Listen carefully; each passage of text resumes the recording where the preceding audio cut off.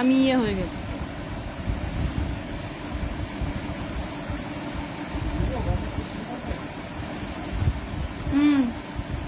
বলো আমি অন হয়েছি, কাউকে দেখা যাচ্ছে না তো।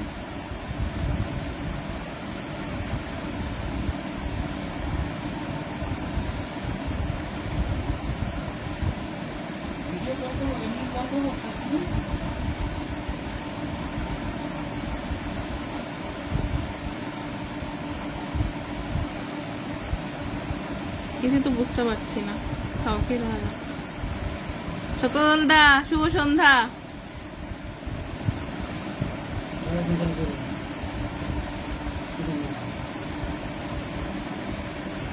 শুরু করব। বন্ধুতে আবার আসতে পেরে আমি খুব আনন্দিত। আপনাকে ধন্যবাদ ও শুভকামনা আমার আন্তরিক জানাচ্ছি। ভালো লাগছে আমার আবার।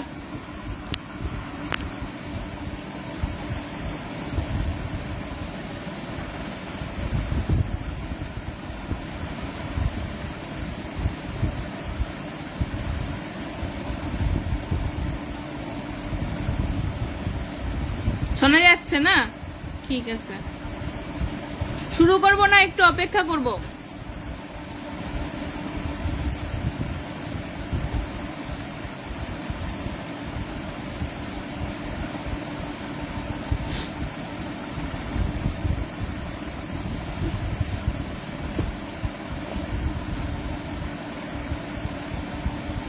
আজকে শক্তিপদ ব্রহ্মচারীর কবিতা দিয়ে শুরু করব। একটু অপেক্ষা করে নি। হ্যাঁ রূপরাজ দা, শুভ সন্ধ্যা।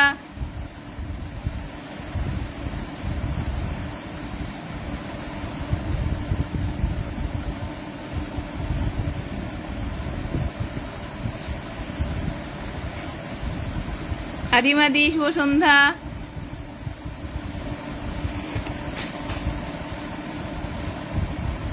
আমি শুরু করে দিচ্ছি। কবি শক্তিপদ ব্রহ্মচারীর সাম্প্রতিক পদাবলী। ওনার লেখা 2-3টা কবিতা পড়ব। প্রথম যে কবিতা পড়ছি তার নাম সাম্প্রতিক পদাবলী। তুমি ফিরে যাও নারী, এখন আমার দুঃখিত হওয়ার মতো ভালোবাসা অবশিষ্ট নেই। স্বাক্ষরিত প্রতীক্ষাপত্রের মায়া ওরাই বাতাসে। এবার গভীর থেকে অন্য কোনো নাম ধরে ডাকা হলো না। মার্জনা চাওয়ার মতো ভালোবাসা অবশিষ্ট নেই। তুমি কে হে? দুয়ারে দাঁড়ায়ে প্রিয় বয়সের মতো কথা বলো। তোমার দুধের দাঁত ভাঙেনি এখন। তুমি আদিম শৈশব, তুমি অজর অমর প্রাজ্ঞ। ভালোবাসা ভেঙে দেবে বর্ণবোধে শেখা প্রথম অক্ষর। তুমি উড়ে যাও, তুমি শুধু উড়ে যাও, উড়ে উড়ে যাও। তুমি পঞ্জিকার পাতা, ডালা ভাঙা টিনের সুটকেস। এবার যৌবন এলে ফিরে পাবে নিষ্পত্র শরীর, শীতের বিষণ্ণ দেবদারু। তুমি ফিরে যাওয়া নারী, এখন আমার প্রতিষ্ঠা পাওয়ার মতো অলসতা অবশিষ্ট নেই। দুয়ারে প্রস্তুত গাড়ি, তুমি কে হে? শৃঙ্খলাবিহীন শৃঙ্খলার মতো বৃত প্রাচীন কবিতা, নমনীয় ভাষ্যকার। জন্মদিনে নামাবলী উপহার দেওয়া হবে। তুমি নারী ফিরে যাও, স্বাক্ষরিত প্রতিজ্ঞাপত্রের দাবিদার। তুমি শৈশবের কবষ্ণ প্রতীতি, সুপ্রাচীন বয়স্য আমার। কবিতার মধ্যে দিয়ে খুব সুন্দরভাবে এক অনুভূতির চিত্রকল্প অঙ্কন করেছেন কবি। শক্তিপদ ব্রহ্মচারীর বেশিরভাগ কবিতার মধ্যে দিয়েই আমরা এইভাবেই দেখি তার ভাবনা, তার মাধুর্য নিয়ে এক একটা চিত্রকল্প হয়ে, এক একটা গল্পের আকার হয়ে আমাদের সামনে উঠে আসে, যা আমাদের সকলের অন্তরকে খুব ভালো মতো উষ্ণতায় পরিপূর্ণ করে তোলে। জয়শ্রী ভট্টাচার্য, শুভ সন্ধ্যা। বিদ্যুৎ দা, শুভ সন্ধ্যা। এবার ওনার লেখা দ্বিতীয় কবিতা ত্রয়ী। আমার মায়ের মুখ পৃথিবীর উত্তম উপমা। আমার মায়ের বুক অন্তহীন শান্তির আশ্রয়। আমার মায়ের চোখে হিমালয় ভাস্বর গরিমা দেখে স্তব্ধ হয়েছে সময়। আমার পিতার মুখ সময়ের আলেখ্য রেখেছে। আমার পিতার অত্যুদার আকাশের মতো। আমার পিতার চোখে ইতিহাস বুড়ো হয়ে গেছে, আশা, দ্বন্দ্ব, সংশয় সহত। আমার নিজের খুব সাম্প্রতিক পৃথিবীর কথা, আমার নিজের বুক আকাঙ্ক্ষায় একক বাংময়। আমার নিজের চোখে কামনা কুটিল চতুরতা, জলে স্নিগ্ধ সোনালি প্রত্যয়। এই কবিতার মধ্যে দিয়ে মা, বাবা এবং নিজে যেন একাকার হয়ে গেছেন। আমাদের প্রতিচ্ছবি তো আমাদের মা বাবা, বা উল্টোভাবে বলা যায় মা বাবার প্রতিচ্ছবি আমরা। তা মা বাবার সব রূপ, তাদের আকাঙ্ক্ষা, আশা মিলেমিশেই তো আমরা তৈরি হই। সুতরাং আমরা যেন তাদের সেই প্রতিচ্ছবি, তাদের আশা আকাঙ্ক্ষার প্রতিচ্ছবি হয়ে মূর্ত দাঁড়িয়ে থাকি। কবি খুব সুন্দরভাবে তার অনুভূতিকে তুলে ধরেছেন। এরপরে যে কবিতা পড়ব তার নাম এক এক জন্ম ভালোবাসার, আরেক জন্ম গৃহস্থালির। এই কবিতাটা আমার খুব প্রিয়। আমি তোমার হাতের মুঠোয় ভালোবাসার তুচ্ছ নুড়ি, ছুঁড়ে ফেললেই অবগাহন। সমুদ্রকে ডেকে বলবো আমায় তুমি শাসন করো রত্নগর্ভা অন্ধকারে। উথাল পাথাল শব্দে নাচাও পদাতিকের বিনয় ভালো। শব্দারোহী রথাস্য গজ হাজার কিলো দূরেই রাখি। শব্দ কি সাম্পানে আসে নাকি সেও স্বয়ংব্রজ? বালক তোমার হাতের ঘুড়ি অস্তিবাদ না প্রকৃতি প্রেম? এক এক জন্ম ভালোবাসার, আরেক জন্ম গৃহস্থালির। কে আমাকে শাসন করে ঈশ্বরী না সেবাদাসী? পাতালে রাজকন্যা থাকে, সত্যি কি সোপান বেয়ে স্বর্গেও পৌঁছনো চলে? হাতের মুঠোয় বন্দি শিবির, ইচ্ছে হলেই ভাঙবে দুয়ার। পলায়ন কি সহজ হবে? ছোঁড়া মানেই ছাড়া পাওয়া। অনন্ত প্রস্তুতিবিহীন সন্ন্যাসে সন্দেহ আছে, আবার ঘরেই ফিরে আসা। শব্দ তুমি ঘরের ভেতর ঘর ভাঙানো গেয়েছ গান। এক এক জন্ম ভালোবাসার, আরেক জন্ম গৃহস্থালির। ভালোবাসা আর গৃহস্থালিকে তিনি আলাদা আলাদাভাবে দেখতে চেয়েছেন। ভালোবাসা যদি আমরা সেই কৃষ্ণ প্রেমে চলে যাই, রাধার কথা বলি, রাধা তো ঘর গৃহস্থালি পায়নি, সে তো ভালোবেসেই তার জীবন কাটিয়ে দিয়েছে। কিংবা মীরার কথা যদি বলি, মীরা বিবাহিত ছিলেন কিন্তু তার তো সেই ভালোবাসায় জীবন চলে গেছে, কিন্তু আবার গৃহস্থালির জন্যে আরেকটা জন্মও প্রয়োজন, যে জন্মে শুধুমাত্র ঘর সংসার সব কিছু নিয়ে জীবন কেটে যাবে। আরেকটা পড়ি শক্তিপদ ব্রহ্মচারী, পড়ে অন্য কবিতায় যাব। একান্ত ব্যক্তিগত। এক দঙ্গল নাতি নাতনির ভিড় বাঁচিয়ে আমার ঠাকুমা বাড়তি আদর দিয়ে আমাকে দুধের স্বর খাওয়াতেন। চোখ বুজে হাঁ করে কান্না জুড়লে মুখে উড়ে পড়তো নারকেলের নাড়ু, তাতে লেগে থাকতো বৃদ্ধার আঙুলের গন্ধ। একান্নবর্তী পরিবারের অভিমানিনী মা আমার। মাঝে মাঝে গালে পিঠে শাসনের স্বাক্ষর এঁকে দিলে ঠাকুমা আমার হয়ে বাড়ি মাথায় করে বলতেন, বালাই ষাট। এখন কেউ ও আমার দেশের মাটি গাইলে উজ্জ্বল হয়ে ভেসে ওঠে জ্যাঠামশায়ের প্রবাসে যাওয়ার নৌকো। তার মাল্লার নাম ছিল না। ভবিষ্যবাদীর অমোঘ কণ্ঠস্বরেও বলতো, তুমি হবে বুড়ো কর্তার মতো, অর্থাৎ অদৃষ্ট ঠাকুরদার মতো আবক্ষ দাড়ি, দশাশয় চেহারা ও শিষ্যপ্রিয় সন্ত। আমার স্নেহময়ী ঠাকুমাকে ছেড়ে ঠাকুরদা কেন প্রৌঢ় বয়সে সন্ন্যাসী হয়ে চলে গেলেন সেটা আমার কাছে রহস্য। বাবা আমাকে বুকে শুইয়ে শিখিয়েছিলেন অঙ্ক, অঙ্কের খেলা, প্রাতঃস্মরণীয় ব্যক্তিদের গল্প, মায়ের দুঃখ। কেন বাবা আমাকে তার সহিষ্ণুতা শেখালেন না? এখন দেশের মাটি বলতে ভেসে ওঠে জ্যাঠামশায়ের অন্তিম শয্যা, ঠাকুরমার শ্মশান, বড় বাড়ির মন্দির এবং কিংবদন্তির বুড়ো বেলগাছ। ঠাকুরদা আমার স্মৃতির 2 যুগ আগে ছেড়েছিলেন সংসার। তিনিও কিংবদন্তির মতো মাঝে মাঝে উড়ে আসেন। মার বাবার ডাকনাম ক্রমশ অচল হয়ে যাচ্ছে। বড় পিসিমার পর তারও অবলম্বনহীন শৈশব। রথের ভেতর এক প্রলম্বিত আমি, আমার অতি বৃদ্ধ প্রপিতামহের আদি পুরুষ, আমার ঠাকুরমার ধূসর স্মৃতি, সব কিছু ছাপিয়ে আমার যৌবন এক প্রগাঢ় বিষাদময়তার দিকে ছুটে চলেছে। একটা কবিতার মধ্যে অল্প জায়গায় কিভাবে তিনি অতীতকে তুলে ধরেছেন, কিভাবে ঠাকুরমার স্নেহর কথা, মমতার কথা বলছেন, কিভাবে তুলে ধরছেন মায়ের সেই একান্নবর্তী পরিবারের সংঘর্ষময় জীবন এবং অভিমান মানের কথা, বাবার কথা, ঠাকুরদার কথা, এবং এইসব দিয়েই যেন তার যৌবন গড়ে উঠছে। এক কথায় বলা যায়, কবির এই সমস্ত কবিতা পড়তে গেলে যেন আমরা একান্তভাবেই একটা আলাদা ভাবনার রাজ্য খুঁজে পাই। আমাদের অনুভূতির প্রগাঢ়তা মিলেমিশে একাকার হয়ে যায়। শক্তিপদ ব্রহ্মচারীর কবিতা আর পড়ছি না। এবার অনেকেই এসছেন, সবাইকে আমার আবারও সান্ধ্য শুভেচ্ছা, শুভকামনা।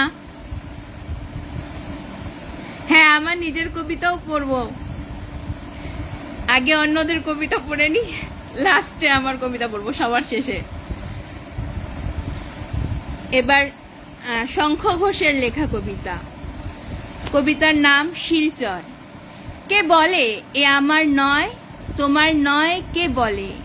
এইখানে পা রেখে জানি মিথ্যে ছিন্নতা, মুহূর্তে তো এক হয়ে যায় তোমার আমার তার, শিউরে ওঠে আশির নখ আনন্দ পল্লবে। আজ তোমাদের পাহাড় পটে চোখের জলের পাশে উপত্যকায় বইতে থাকে বরাক নদীর স্রোত, পাথর জমা অভিমানের লাবণ্যে সর্পিল, শক্তির সব শব্দে যেমন সংযুক্তার নাচে। বুকের ওপর গাছ উঠেছে অনেক দিনের জানা, অবাক শাখা ছড়িয়ে পড়ে এ দেশে ওই দেশে, সময় দিয়ে ওতপ্রোত বাঁধে আমার ভিটে, প্রকৃতি শিল্পকে এবং শিল্প প্রকৃতিকে। কবি শঙ্খ ঘোষ শিলচরের মাটিকে, শিলচরের মানুষদের আপন করে দেখাতে চেয়েছেন যে এই যে স্থানিক দূরত্ব, এটা কেবলমাত্র স্থানের দূরত্বই, মনের দূরত্ব নেই। আমরা সবাই একাকার। আর তিনি শক্তির সব শব্দে যেমন সংযুক্তা নাচে, তিনি শক্তিপদ ব্রহ্মচারীর কথাও এই প্রসঙ্গে তুলে এনেছেন। দুর্বাদি, ধন্যবাদ। এবার ওনার দ্বিতীয় কবিতা দুধ পাতিল। নিজেকে নিয়ে ব্যস্ত আছি, তুমিও আছো তাই, ভেতরে গিয়ে দেখিনি, দেখা হবে না জানতাম, শহর থেকে শহরে ছুটে চলেছি, মাঝখানে উড়াল দিয়ে জানিয়ে যায় চমক জাগা নাম, মানচিত্রে কোথায় নাকি আদুল মুখ ঢেকে পাত্র হাতে দাঁড়িয়ে আছে দুধপাতিল গ্রাম।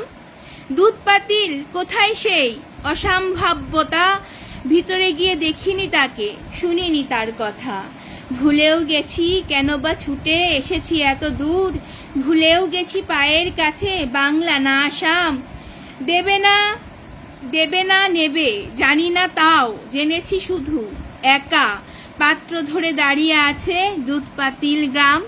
এটাও আমাদের বরাক উপত্যকার দুধপাতিল গ্রাম নিয়ে লেখা কবিদের কাছে তো আসলে কোনো জায়গায় আপনপর নয়, সবই আমার অন্তরের। সেই শঙ্খ ঘোষের এই কবিতা দুটোর মধ্যে দিয়েও আমরা দেখতে পাচ্ছি তিনি বরাক উপত্যকাকেও নিজের বলেই দেখেছেন, বরাক উপত্যকার গ্রামকেও নিজের বলেই মনে করেছেন।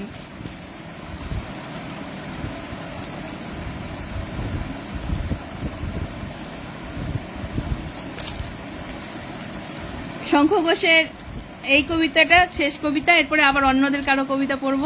হৃৎকমল। চিতা যখন জ্বলছে তোমরা চাও আমি তখন আলোর কথা বলবো আলোর কথা, বলবো যে ভাই আরো কিছুক্ষণ এ ওর মুখের উল্কি দেখে কাটিয়ে দেব সময়, বলবো আলোর কথা। চণ্ডালকেই মুক্তি ভেবে খুঁচিয়ে দেব আগুন, ফুলকি দেখে দেখে বলবো আলোর কথা। ভাববো ওই তো জয়োধ্বজা শ্মশান, বড় ধুম লেগেছে হৃৎকমলে। চিতা যখন জ্বলছে আমার হৃৎকমলে ঘুম লেগেছে চরাচরে। পাপড়ি জলে এই তো আমার জন্মভূমির আলোর কথা। মৃত্যু আছে, চিতা আছে, কিন্তু তাই বলে সেটাই তো সব নয়।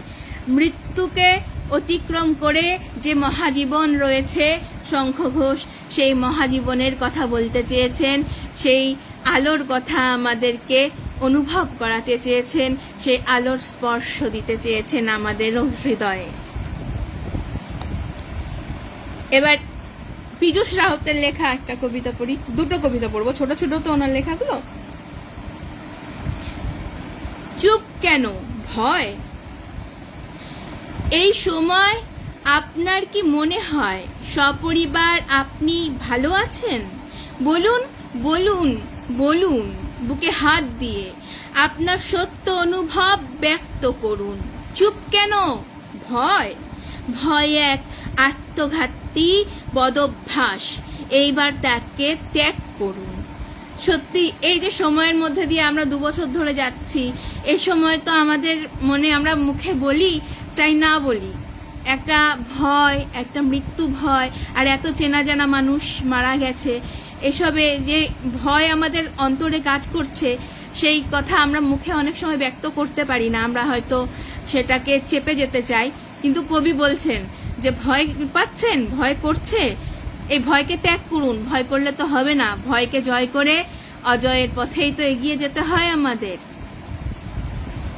হ্যাঁ, মায়ের চতুর্দলদা মায়ের কবিতাও পড়বো। পীযূষ রাউতের লেখা আরেকটি কবিতা পড়ি তাহলে। বহু বিচিত্র মুখ বিশিষ্ট এই রকম খলনায়ক আপনি খুঁজে পাবেন না এদেশের কোনো প্রান্তের, কোনো গ্রাম শহরে, পাহাড় জঙ্গলে, কোথাও। অবশ্য না পাওয়াটাই সত্যি যথেষ্ট মঙ্গলে। তাহলে ধ্বংসস্তূপ থেকে অবধারিত একদিন ধীরে ধীরে জেগে উঠবে তোমার আপনার একান্ত ভালো লাগার এই ক্ষুদ্র পৃথিবী। এই ক্ষুদ্র পৃথিবী নিয়েই তো আমরা বৃহত্তর পৃথিবীর দিকে হাত বাড়িয়ে বসে থাকি সবাই। এইভাবেই তো আমাদের একার থেকে দোকা হওয়া, দোকার থেকে সকলে মিলে একটা সাংঘাতিক বড় একটা জমায়েত, আমাদের ভালো লাগা, আমাদের মনের ভাব ভালোবাসা সঞ্চারিত করা একের থেকে আরেকের মধ্যে। এবার মল্লিকা সেনগুপ্তের কবিতা পড়ছি, আমি ও পৃথিবী। হ্যাঁ, আমি পৃথিবী গর্ভা, আমারই ঘাম রক্ত ক্লেদ থেকে জন্ম নিয়েছিল এক অগ্নিগোলক, জল মাটি সোদাগন্ধ মাখা এক মায়াময় গ্রহ। জন্মে সে বলল আমি স্বয়ং তোর মা। তাহলে পৃথিবী আগে নাকি এই নারী আগে, নাকি এই প্রগাঢ় পৃথিবী? হতে পারে সব অসম্ভব।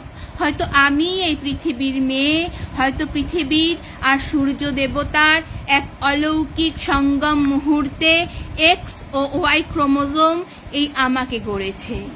আমি আদিগন্ত, আমি সীমাহীন, আমি সৃষ্টি ছাড়া স্বপ্নের জাতিকা হয়ে বারবার এখানে এসেছি। পৃথিবীর গর্ভে আমি জন্ম নিয়েছি বারবার।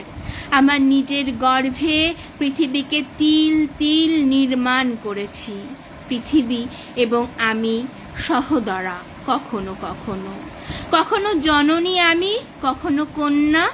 এইভাবে আমাদের রক্তের গোপনে ভালোবাসা গড়ে ওঠে আত্মরতিময়। বেঁচে থাকি এইভাবে দুজনকে আঁকড়ে, দুজনে, মাতা কন্যা সহোদরা, আমি ও পৃথিবী। এই আমি ও পৃথিবীর মধ্যে দিয়ে মল্লিকা সেনগুপ্ত সৃষ্টির সেই অমোঘ কথা বলে গেছেন। সৃজনের সেই যে কথা, কি আগে সৃষ্টি হয়েছে, তিনি বলছেন নারী আগে সৃষ্টি হয়েছে, আবার বলছেন না পৃথিবী আগে সৃষ্টি হয়েছে, আবার বলছেন পৃথিবী আর নারী সহোদরা, আবার বলছেন মাতা কন্যা। আসলে এই সৃজনের যে আনন্দ, সেই আনন্দ তো পৃথিবী এবং নারী দুয়ের মধ্যে দিয়েই সংক্রামিত, তাই যেন এই কবিতার মধ্যে দিয়ে উঠে এসেছে। মল্লিকা সেনগুপ্তর যেই শেষ কবিতা পড়ব তার নাম তিন্নি আর রাধা। প্রতিদিন ভোর হলেই পাড়ায় পশ্চিমা এক মেথরানী আসে, নাম তার রাধা। পাড়ার লোকেরা যথা নিয়মেই কোনো দিন তাকে নিয়ে মাথা ঘামায়নি। মেথরানী যে রকম হয় সে রকমই, ঝাঁটা ও বালতি নিয়ে রাঙা শাড়ি পরে প্রতিদিন সেও নোংরা তুলে নিয়ে যায়। যেভাবে জীবন তার কেটে যাচ্ছিল সেইভাবে কাটিয়েছে কয়েক হাজার। চ্যাটার্জি বাড়ির তিন্নি রোজকার মতো সেদিনও পড়তে যাচ্ছিল সেই ভোরের রাস্তায়। এমন সময়ে এসে দুটি লাল বাইক থামলো। তিন্নির ওড়না ধরে টান দিল ওরা, হাত থেকে বইপত্র রাস্তায় ছড়ালো। তিন্নি চিৎকার করে উঠতেই ওরা বাইকে তোলার জন্যে হাত ধরে টানতে লাগলো। রাস্তার ওপারে রাধা, দু চোখে স্ফুলিঙ্গ। তার মনে পড়ে গেল বচপনে তাকেও শিকারীরা বলেছিল এসে, চল সালি। তিন্নিকে যখন ওরা বাইকে বসালো, রাধা ততক্ষণে ছুটে এসে ঝাঁটা মেরে ময়লা উপর করে ঢেলে দিল ওদের মাথায়। নোংরায় দুর্গন্ধে চোখ বন্ধ বাইকের। তিন্নিকে উদ্ধার করে ছুট দেয় রাধা। রাধাকে জড়িয়ে ধরে তিন্নি তার ঠাকুরকে মনে মনে বলে, বিদ্যে বুদ্ধি সব মিথ্যে, আমাকে রাধার মতো শক্তি দাও আগে। হ্যাঁ, সমাজের সেই নিচুতলার মানুষ যাদেরকে আমরা মেথর বা অন্য কিছু বলি, তাদের মধ্যেও যে মানবিকতা আছে তাকে আমরা উপেক্ষা করি, দূরে সরিয়ে রাখি। কিন্তু আমরা দেখছি তিন্নি নামের যে কোনো XYZ যে কোনো মেয়ে বিপদে পড়লে এই রাধা রায় দৌড়ে গিয়ে সব রকম অভিমান ভুলে সেই মেয়েকে বাঁচিয়ে তোলে, বুকে জড়িয়ে ধরে। আর তিন্নিরাও বুঝতে পারে যে এই রাধা আসলে একজন মানুষ, মানবী। রাধারা একজন শক্তিশালী রাধিনী, যার মতো শক্তি চায় তিন্নির মতো যে কোনো মেয়ে।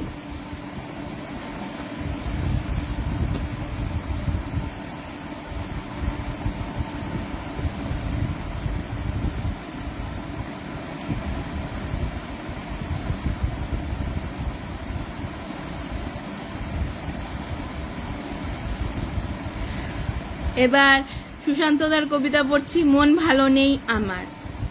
দুঃখের জলকণা নিয়ে বৃষ্টি ঝরে আমার ভুবনে। রাগ হয়, অভিমান হয়, দুঃখ হয়, কান্না পায় আমার। ফুঁপিয়ে ফুঁপিয়ে কাঁদতে ইচ্ছে করে আমার। ভালো থাকার কোনো সুযোগ নেই এই সবুজ উপত্যকায়। আর রাস্তা ভেঙে গেছে, মন ভেঙে গেছে, জীবনের প্রোফাইল বারবার বদলে যাচ্ছে। কোথায় যাব আমি এবার, কোন সুদূরে, কোন নতুন স্মার্ট সিটিতে আমার এই রক্তাক্ত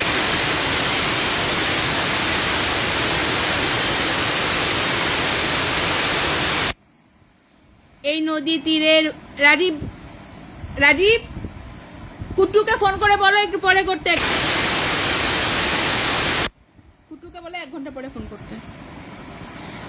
কোন নতুন স্মার্ট সিটিতে আমার এই রক্তাক্ত হৃদয় নিয়ে, এই নদী তীরের বসবাসের স্মৃতি নিয়ে, কোন ফ্ল্যাটের ভেতর, কোন পার্কের পাশে কিছু নতুন বন্ধু কি পাবো কাছাকাছি অঞ্চলে? শরীরের ভেতরে অনেক অসুখ বিসুখ, মন ভালো নেই আমার। এই কবিতার মধ্যে দিয়ে কবির ব্যক্তিগত অনুভূতি, দুঃখ, বেদনা যেন প্রকাশ পেয়েছে। তিনি নতুন কোনো শহর, নতুন কোনো জায়গাকে খুঁজে পেতে চাইছেন যেখানে দুঃখ বেদনা কোনো কিছু নেই। ওনার লেখা আরেকটা কবিতা পড়ি ছোট্ট, হিম অন্ধকারে। শতাব্দীর বাসনার ভস্য ছড়িয়ে আছে ইতিহাসের হিম অন্ধকারে। নিজের ব্যর্থতার দিনলিপি নিয়ে বিষণ্ণতার তীব্রতা হৃদয়ে জাগিয়ে খুঁজি সেই সব সময়ের ঢেউ অতীতের শিলালিপিতে। যারা ব্যর্থ দিনে মৃত্যু স্নান করেছিল, নিজেদের জীবন উৎসর্গ করে এই পৃথিবীর বুকে ক্লান্ত হয়ে জীবনের কাঙ্ক্ষিত বিড়ম্বনায় বারে বারে। কবি হিম অন্ধকারে সেই সব মানুষদেরকে খুঁজে পেতে চাইছেন যারা জীবনের বলিদানে এই সমাজকে গড়ে তুলেছে, সমাজকে নতুনভাবে বানাতে চেয়েছে, তাদেরকে যেন বারবার খুঁজে পেতে চাইছেন। এবার আমি আমার মায়ের লেখা একটা কবিতায় যাচ্ছি। আরো অনেকের কবিতা পড়ার আছে। 1 ঘন্টার অনুষ্ঠান তো না শতদলদা, 8:30 অবধি।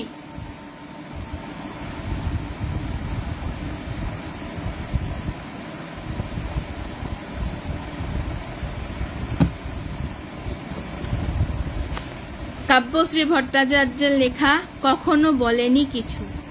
বিগত দিন ও মাস রক্তকণিকায় কি আগুন, অজস্র কাটাকুটি রেখাগুলি শুখা মরা নদী। পড়ে থাকা কথা কিছু নুন তেল আরকে ডোবানো, কি যেন ভাসান গান, মৃততাপ ধ্বনি মন বোধি। অনিবার্য মেদুরতা দিন দিন বুকে চেপে থাকে, ভেসে যায় মান্দাস স্লথ গতি, নোনা ঘ্রাণ ওড়ে ওড়ে রে শরীর কথা, ব্যথা ব্যথা আর্দ্র ওম বুকে। একটু আধটু স্বপ্ন চিন্তা জাল থাকে চুপ করে। কেন তবে এসেছিলি, কেন তবে কুলে দিলি কাঁটা, মেয়েটা যে মুখ চোরা ফালা ফালা হয় কি কলিজা। বারুদে ডোবানো জন্ম মাটি জন্ম ভুলে যায় বলে, শিরা ও ধমনী জলে আশরীর নুন জলে ভিজা। কদিন পরের ঘর, তারপর বিকিকিনি শুরু। দুবেলা হাটুয়া আসে, কিনে নেয় রাখে শিলা করে। কাউকে বলেনি কিছু, বোবা মেয়ে শুধু একলাটি। কখনো সখনো দুটি চোখ থেকে শিশিরেরা ঝরে। মেয়েদের জীবনের দুঃখ যন্ত্রণাকে এখানে তুলে ধরেছে। মেয়ে তার জীবনের যে দুঃখ, সেই দুঃখকে চেপে জীবনের সেই নোনা আরকে যেন ডুবে থাকে, সব কিছুর মধ্যে দিয়ে কষ্টকে গিলে খেতে চায়। শুধু মাঝে মাঝে শিশিরের দানার মতো তাদের চোখের জল ঝরে পড়ে। কাব্যশ্রী ভট্টাচার্য বক্সির লেখা আরেকটি কবিতা পড়ছি, আলোর ঋণ। তুই তো প্রতিদিন আলতো রোদ পায়ে দুহাতে এনেছিস জঙ্গি জল। বরকি দুষ্টু সে শরীরে তৃণে ঘাসে অথই মেঘ ছুটি অচঞ্চল। আয়না ঘুমঘোর ময়ূরকণ্ঠী আলো, কুয়াশা ঢাকা তোর দীপ্ত চোখ। আমিও বন্য যে কি যে নতুন খোঁজে একলা ভ্রামণিক অচেনা লোক। তোর তো মাটি আছে অঢেল শস্যেরা, নাবাল জমি ভরা শশার ফুল। হঠাৎই দেখা হলে কে এসে শিউরা, কেন যে শিউরাস ভাঙছি যেন আমি নিজেই ভুল। চুলেতে বিজলিরা লুকিয়ে হেসে ওঠে, হাওয়ারা জোর ছুটে এড়িয়ে যায়। হলো তো কাজু মারা এ ভোর আলো মাখামাখি, ঘিরে থাকে তোর শরীর গায়ে। কি চাস বল তুই, ফুল ও লতা পাতা, বাউরি বাঁশি নাকি গেরস্থাল? কিটা নদী জানে দুষ্টু মেয়েটিও বলবে মনো কথা আগামীকাল। জানুক সবাই দুপুর ভরা রোদ, এ জল আলো ছায়া সবল দিন, দুষ্টু মেয়েটির অমুখ মনে মনে অসুখ মনে মনে, ছোট্ট জল পুতুল আলোর ঋণ। ছন্দের সাহায্যে একটা দুষ্টু মেয়ের কথা তুলে ধরেছে, যেই মেয়ে নিজেই যেন জঙ্গি জল, যে মেয়ে অচঞ্চল, দীপ্ত চোখে তাকিয়ে থাকে, যেন সে নাবাল জমির কোনো একটা শশার ফুল। এইভাবেই মেয়েকে রূপকায়িত করেছে তার লেখার মধ্যে দিয়ে। তাহলে আরেকটা পড়ছি মায়ের কবিতা।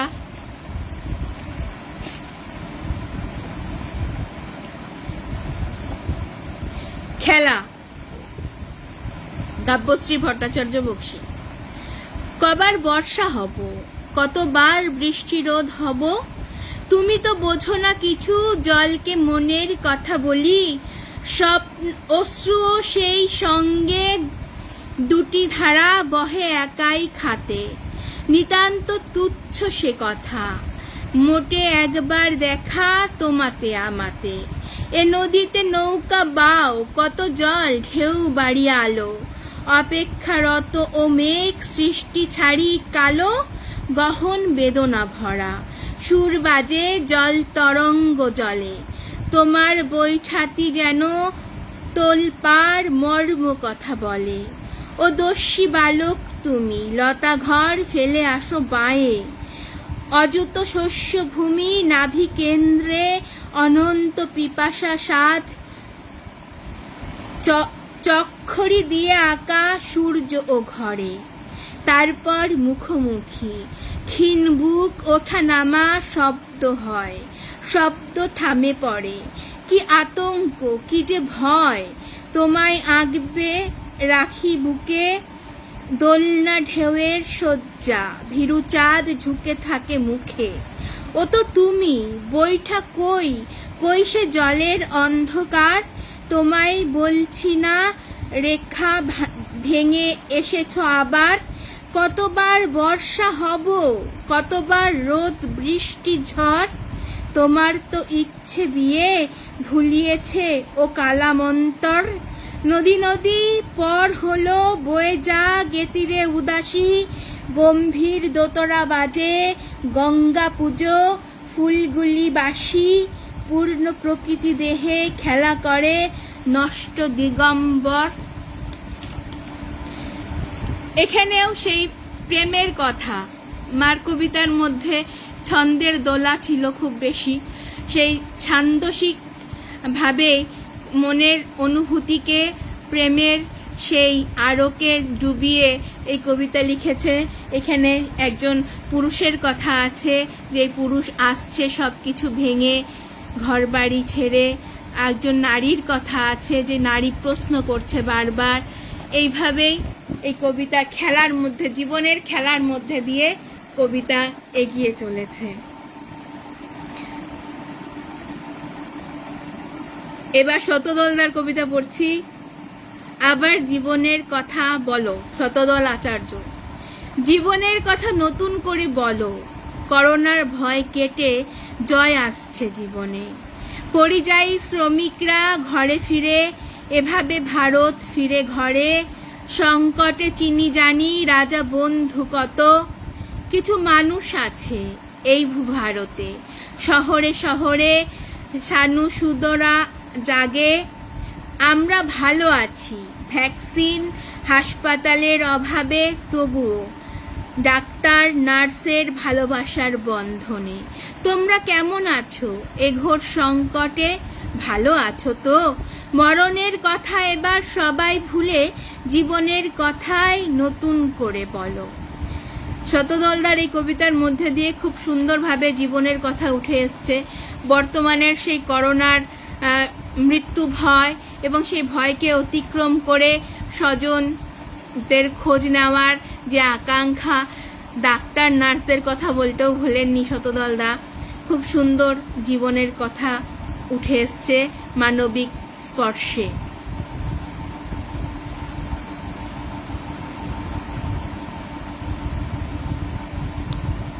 এবার আমি স্মৃতি পালনাথের একটা কবিতা পড়ছি। কবিতার নাম সংহতি রিফু। চোরা স্রোত পায়ে পায়ে নাছুর বান্দা ঘুরে ফেরে, ছিন্ন ভিন্ন স্বপ্নগুলো রিফু কর্মে অতন্দ্র মা ভবানী। জাহাজ আসে ডগমগ করে জাপতে ধরে মন্দ ভাগ্য, জলে স্থলে আদার ব্যাপারী ভারে তুমি আছো জেনে গেছি। পারে আটি বাঁধা শস্যের সামগ্রী, নৌ চলতে থাকে বিষম খেয়ে, গতিশীল অভ্যস্ত বিষ কৌটো রামধনু সাজায়। নেবা বোকা পোলাপান বিচ্ছু যাই হোক, অলৌকিক জাহাজ বুকে বাতিঘর জেগে থাকে। মহাজাগতিক স্রোতে অনাদিকালের প্রেম দিব্যি, বৃষ্টি তুফান পথ ঘাটে পারাপার শ্মশান ভিড় লেগে আছে। আহা আমি যাব না নাকি? আশ্চর্য প্রদীপ হাতে জানি সংহতি জমায়েতে, ডেমোক্র্যাটিককে দেখো ভ্রমর ভ্রমরই উঠছে। জীবনকে সংহতির মধ্যে বাঁধতে চাইছেন কবি, ছেঁড়া তালি দেওয়া জায়গাগুলোকে রিফু করতে চেয়েছেন, মানবিক সম্পর্ককে যেন নতুনভাবে রিপু করে আবার গড়ে তুলতে চাইছেন।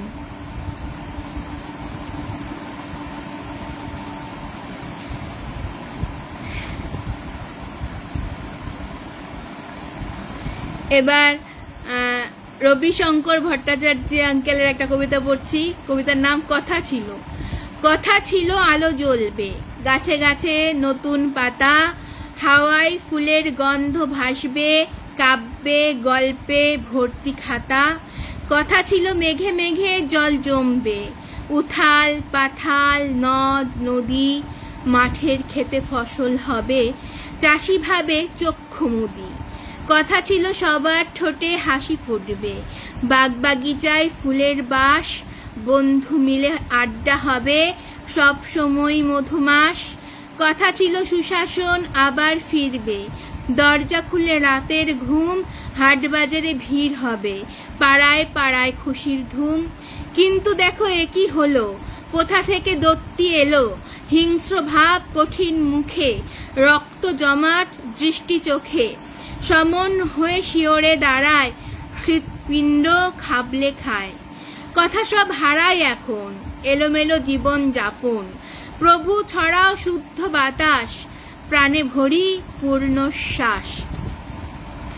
কবি এই সময়ের যে একটা যন্ত্রণা, সেই যন্ত্রণাকে ভুলতে চাইছেন। তিনি চাইছেন আবারও সেই সুদিন ফিরুক, যখন মানুষ সবাই মিলেমিশে হই হল্লা করবে, বাজার হাটে যাবে, কোথাও জমায়েত হলে কোনো বাধা নিষেধ থাকবে না, সবার মুখেই মৃত্যু ভয় উড়ে গিয়ে হাসি আবারও ফুটে উঠবে।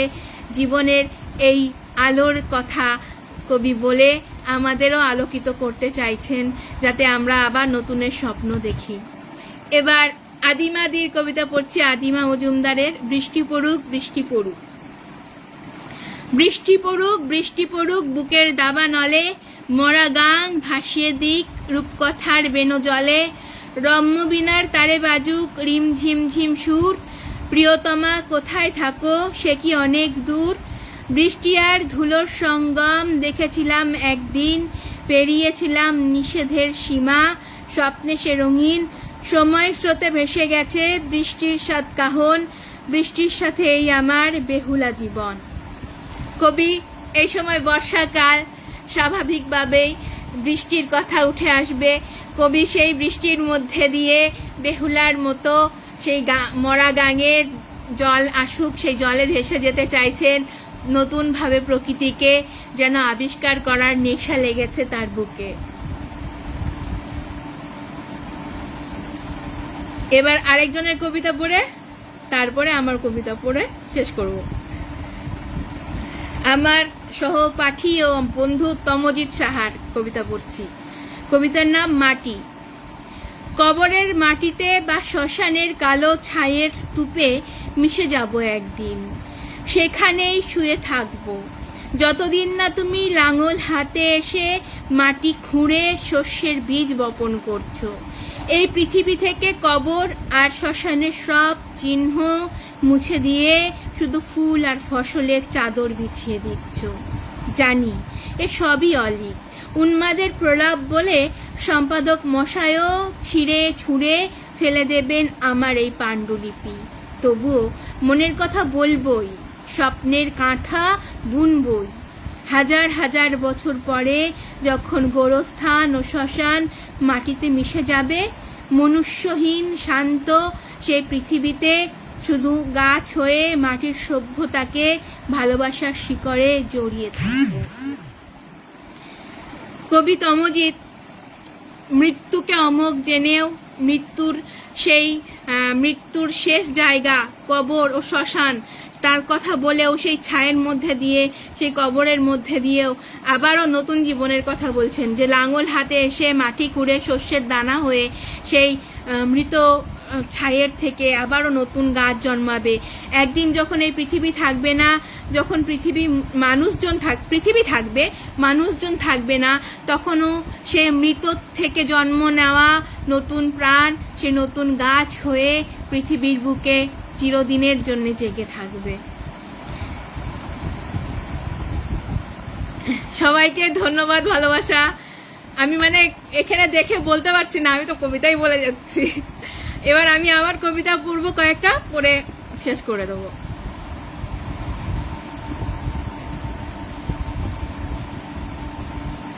বারান্দা। মনের মতো একটা বারান্দার প্রতীক্ষায় দিন কাটে। সামনের রাস্তা পেরিয়ে সবুজ ঘাসের মাঠে বসা ফেরিওয়ালা ডেকে যায় চিরচেনা সেই সুরবাহার। রাঙা সূর্যের আলো দূর থেকে দেখা যায়, তবু কিছু স্বরলিপি অলিখিত থেকে যায় মন ডায়েরিতে। বারান্দার চেয়ারে বসে চোখ মেলে তাকিয়ে থাকা। অনাথ আশ্রমের মাঠ থেকে উড়ে আসে বুড়ির চুল। সন্ধ্যামালতী ফুলের বিচিত্র রং ক্রমে গাঢ় হতে থাকে। মিঠে সুবাসিত বাতাসে ভেসে আসে অপূর্ব সঙ্গীত। একটা বারান্দা আজও মায়াবী চোখ খুলে ডাকে। একটা বারান্দার অপেক্ষায় যৌবন ঢলন্ত দিন। সত্যি একটা বারান্দা প্রত্যেকেরই প্রয়োজন, যে বারান্দায় বসে জীবনকে আরো গভীরভাবে জানা যায়, বোঝা যায়, তাই না? এরপরে সব আমার লেখা কবিতাই পড়ছি, তাই কবির নাম বলছি না। বর্ষণ সঙ্গীত। বৃষ্টি পতনের শব্দে তিন তাল ছন্দিত হয়। মেঘের ভেলায় ভেসে আসে সেই সুর, যার অনুরণিত ঝংকার বুকের গভীরে ডুব দিয়ে পানকৌড়ি পাখির মতো খুঁটে আনে অন্তরের অনুভূতি। যেখানে মৃত প্রেমিকের মুখ প্রতিফলিত মূর্তির মতো শান্ত ও স্থৈর্য নিয়ে দাঁড়িয়ে থাকে আরেকটা জন্মের অপেক্ষায়। বর্ষা মুখরিত দিনে পাঠ নেয় মন প্রকৃতির মাঝে। গাছেদের শিহরিত তনুবল্লরী পরম আশ্লেষে জড়িয়ে ধরতে গিয়ে পিছলে নামতে থাকে পতনের অমূল মাধুর্য, সাক্ষী রেখে তৃষার্ত মৃত্তিকা শরীরে। এভাবেই বুঝি মন বদলের সহবাস, প্রণয়ের ভীরু পদক্ষেপে ক্রমাগত। নশ্বর জীবন।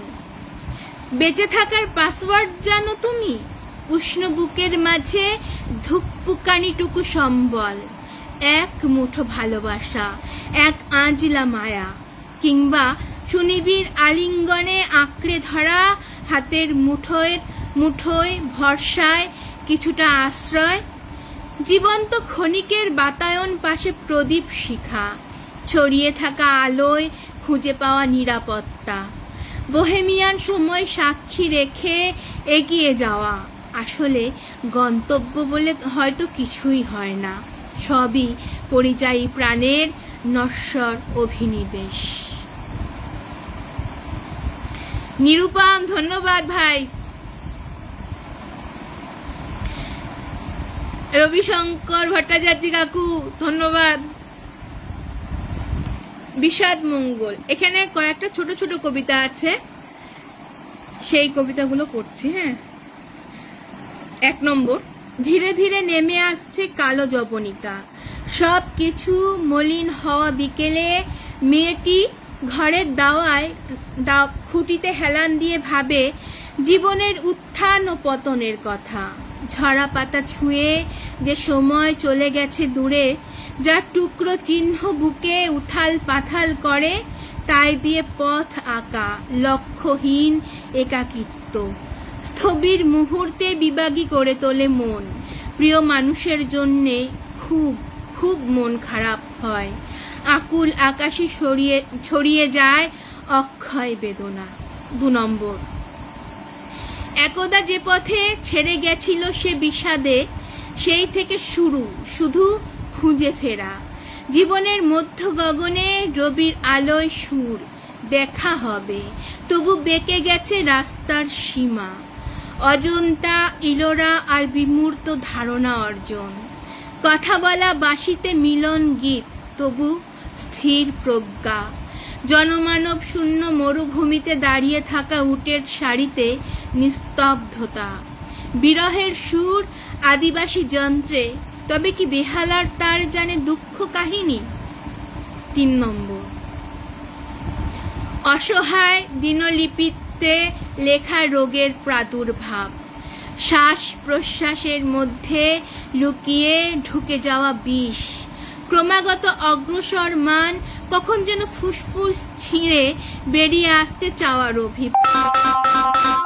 মানব করে রুদ্ধ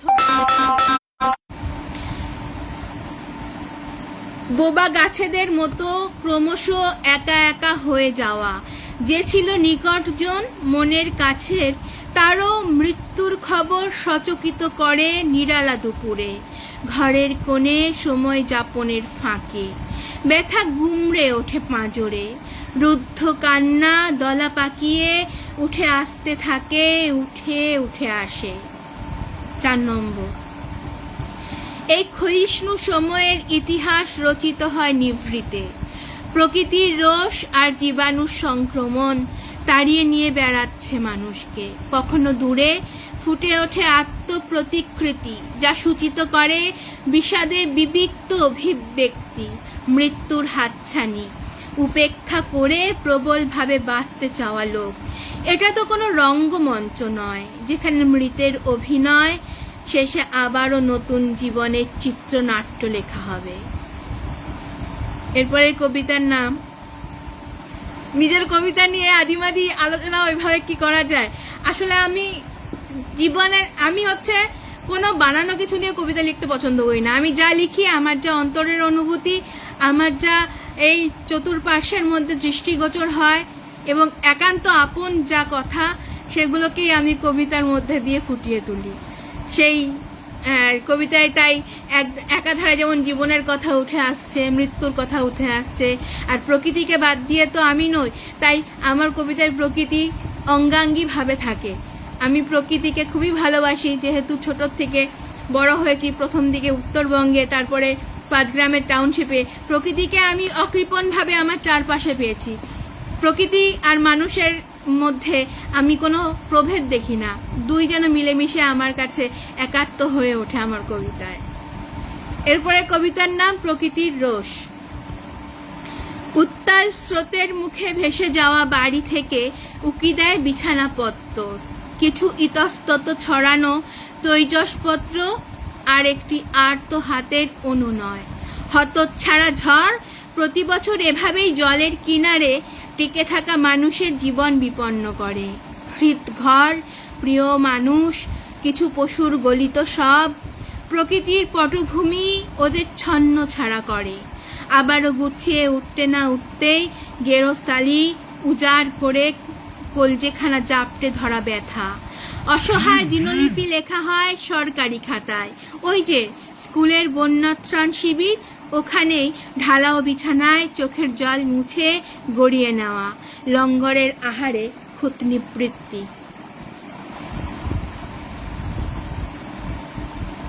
ধন্যবাদ দোলাদেব আপনাকে। এরপরে কবিতা, এটাই শেষ কবিতা করি আমার, প্রায় 8:30 তো বেজে গেছে। দৃশ্যপট। ধীরে ধীরে যবনিকা উত্তোলন আর অভিনয় শুরু। বক্তার মুখের ভাবে দৃশ্য রচনা আর শব্দের নির্গমন, অযথা অনুভূতি প্রকাশের অতিরঞ্জন বাদ দিয়ে পাত্রপাত্রীর কথোপকথন, গল্পের প্লট নির্মাতা। শুধু কি নাট্যমঞ্চের দৃশ্যপট রচনায় সব শেষ হয়? না, প্রতিটি যাপিত জীবনের কথকতা একটু আলাদা, তবু দৃশ্য শিল্প দেখা যায় আচরণের তীব্র প্রকাশে, অনুতে ছড়িয়ে যাওয়া মোদির আবেদনের মতো জীবনের ক্রমসঞ্চরণ সামনের দিকে। আলোক বিধৌত এক ভাব পরিমণ্ডলে লেখা হয় পৃথিবীর বৃহৎ নাট্যকথা আমাদের নিয়ে। অগুন্তি তারার মালা গলে আকাশের সুনীল সীমানায় আঁকা থাকে অবিনাশী মীরের সঙ্গতে টান, আর কিছু নয়। আরো শোনাবো? আচ্ছা ঠিক আছে, শোনাচ্ছি তাহলে। একটু সময় লাগবে, মানে আমাকে আবার বের করতে হবে তো।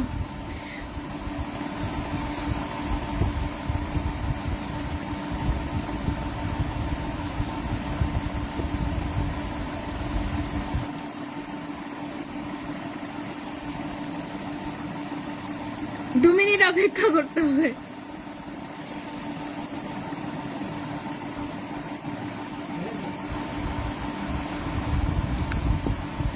আর 3-4টা শুনিয়ে শেষ করে দেবো।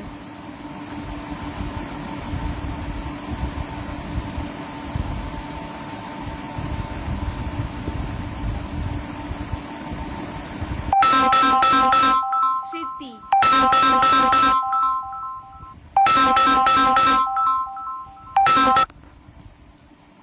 দ্রুতগামী মনের উড়ানে পাড়ি দিয়ে অতীত চারি, ফেলে আসা পথের বাঁকে সে দাঁড়িয়ে থাকে। কৃষ্ণের বাঁকানো কোমরের ভঙ্গিমায় আকর্ষণ, কথারা হারিয়ে গেছে খালের জলে নৌকা করে। বিষাদের বিরহ আকুল নৈর্ব্যক্তিক হয়, হৃত সাম্রাজ্যের পতন আর হাহাকার মেশে বাতাসে। ক্ষণিকের আত্মাভিমান মুছে ফেলে কিছু ছবি খুঁজে চলেছে খ্যাপা হৃদয়ের পরশমণি।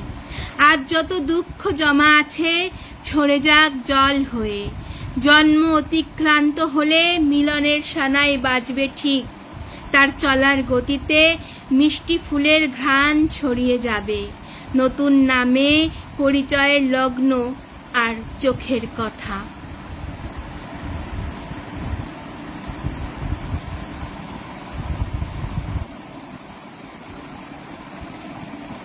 ধন্যবাদ শতদলরা। এরপরে কবিতার নাম অনুভূতি। সব কিছু চিহ্নবাহী, জীবনের বাঁকে বাঁকে অযুত কথারা খাবি খেতে থাকে। দিগন্ত প্রসারিত চিন্তার সৌধ নির্মিত হয়। কুয়াশা ঘন হয়ে কখন যে আধার আঁকে তা অজানা বুহ ভেদের আকাঙ্ক্ষা নিয়ে জাপটে ধরে। অনেক দিন পর খেলা শুরু হলে মত্তমা দোল, অস্ফুটে কে যেন বলে যায় অক্ষর কথা। পথিকের ঝোলা থেকে গড়িয়ে নামে মুহূর্ত, আয়নার সামনে দাঁড়িয়ে এথা সেথা ভেবে চলা। মেয়েটির বয়স সন্ধির ভালো লাগা রোমাঞ্চ জাগায়। দূরে নদীর বুকে গাংচিল উড়ে যাওয়ার দৃশ্য রূপকথার মায়াময় নেশা ধরিয়ে দেয় রক্তকণিকায়। ক্লান্ত মনে বেজে চলে বিরহ মন্দিরা।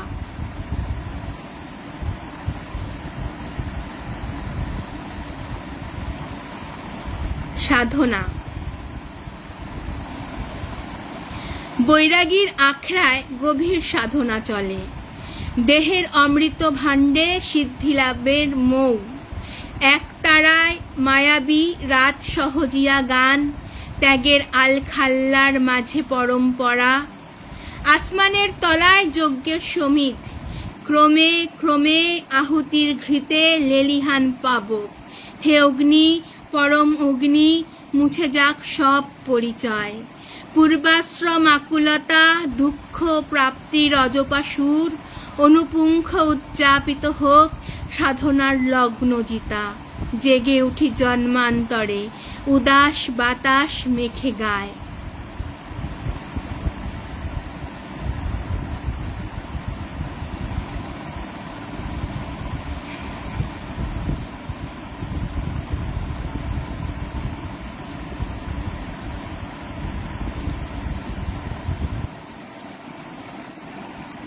এটার পরে আরেকটা কবিতা পড়বো, তারপরে শেষ করে দেবো। হ্যাঁ, ধন্যবাদ হরপ্রসাদ কর্মকার।